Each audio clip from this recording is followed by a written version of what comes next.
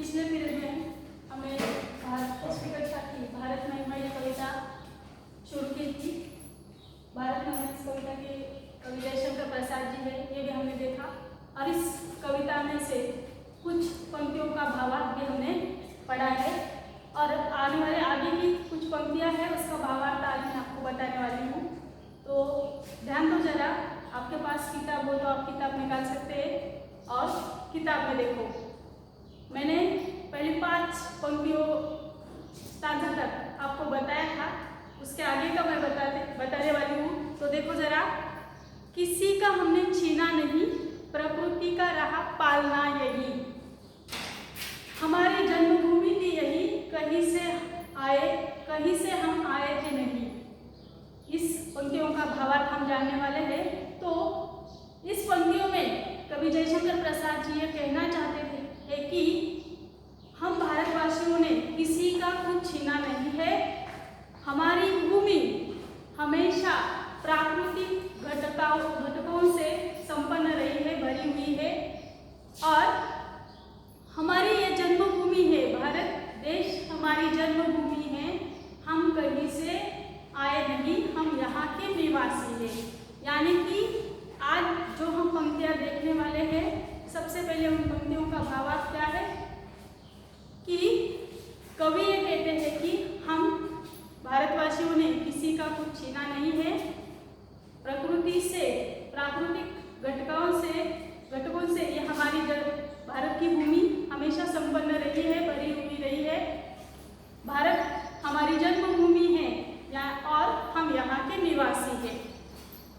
उसके आगे वाली पंक्तियाँ हैं, चरित्र पूत भुजाओं में शक्ति, नम्रता रही सदा संपन्न, हृदय के गौरव में था घर, किसी को देख न सके विपन्न।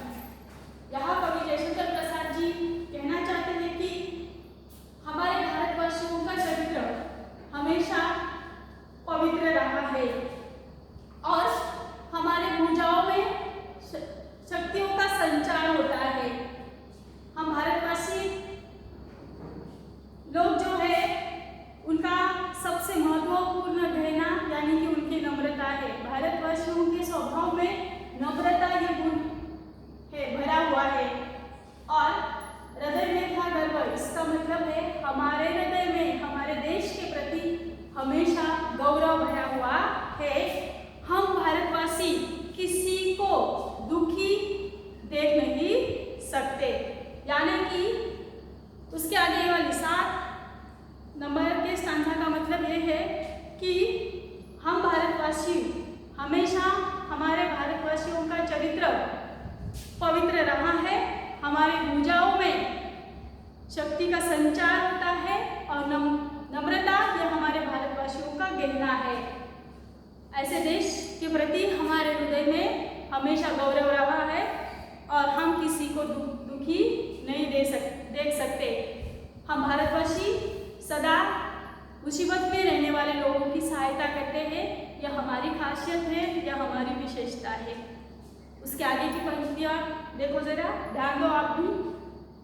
हमारे संचय में था दान, अतिथि थे सदा हमारे देव, वचन में सत्य, हृदय में तेज, प्रतिज्ञा में रहती थी टेव। इस पंक्तियों का भावार्थ यह है कि कवि कहते हैं हम भारतवासी हमेशा धन का संचय करते हैं।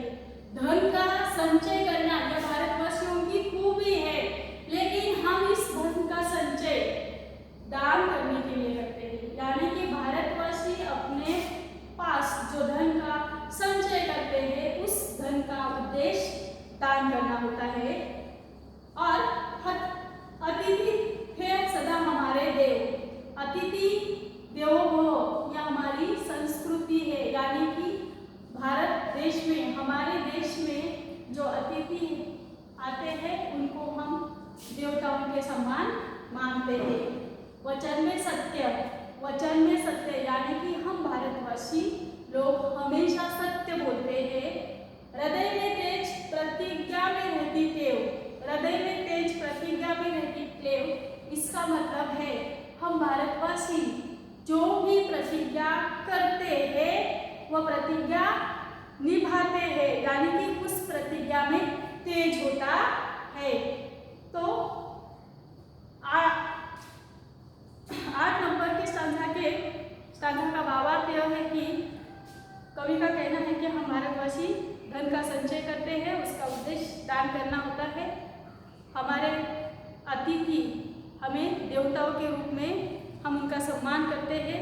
हम भारतवासी हमेशा सत्य बोलते हैं और हम भारतवासी जो भी प्रतिज्ञा करते हैं उसे निभाते हैं, उस प्रतिज्ञा में तेज होता है। उसके बाद 9 नंबर के स्टांजा में जो पंक्तियां हैं उसकी ओर जाएंगे। तो देखो, वो पंक्तियां मैं पढ़ती हूँ। वही है रक्त वही देश, वही साहस वैसा ज्ञान, वही है शांति वही शक्ति, वही हम दिव्य आर्य संतान। यहाँ कवि जयशंकर प्रसाद जी कहते हैं कि धीरे धीरे समय बदलता जा रहा है, लेकिन हमारा भारत देश जैसा का वैसा ही है। यानी कि हमारे शरीर में वही रक्त है, वही उसी रक्त का संचार हो रहा है जिसमें साहस और ज्ञान भरा हुआ है। वही है शांति, वही है शक्ति, वही हम दिव्य आर्य संतान। इसका मतलब है, कवि यहाँ कहते हैं कि हम भारतवासी शांति और शक्ति का प्रतीक है। हम भारतवासी शांति और शक्ति का प्रतीक है और हम भारतीय आर्यों में जो गुण होते हैं वो सारे के सारे गुण हम भारतीय लोगों में हैं, क्योंकि हम आर्यों के संतान है, पुत्र है। तो 9 नंबर की पंक्ति का भावार्थ कवि ने यहाँ क्या बताया है कि धीरे धीरे समय बदलता जा रहा है, लेकिन हमारा भारत देश जैसा का वैसा ही है। हमारे भारतीय लोगों में जो भारतीय लोगों के रक्त में हमेशा शक्ति का संचार होता है और साहस और ज्ञान भरा हुआ होता है। हम शांति और शक्ति के प्रतीक है और आर्यों में जो गुण होते हैं वो गुण हम भारतवासियों में भरे हुए हैं, क्योंकि हम आर्यों के संतान हैं, पुत्र हैं। 10 नंबर के स्टांजा की ओर जाएंगे। वहाँ जो कविता की अंतिम जो पंक्तियां है उसका भावार्थ देखेंगे। तो देखो, जिए तो सदा इसी के लिए, यही अभिमान रहे यह हर्ष, निछावर कर दे हम सर्वस्व हमारा प्यारा भारतवर्ष। कवि जयशंकर प्रसाद जी यहाँ यह कहना चाहते हैं कि हमें अपने देश के लिए सर्वस्व न्यौछावर करने के लिए तैयार रहना चाहिए और हमें अपने देश के लिए हमेशा अपना सर्वस्व अर्पण करने के लिए तैयार रहना चाहिए। हमें अपने देश पर अभिमान होना चाहिए और हम अपने देश के लिए अपना सब कुछ सर्वस्व समर्पित करने के लिए तैयार है। इसमें भी हमें खुश रहना चाहिए।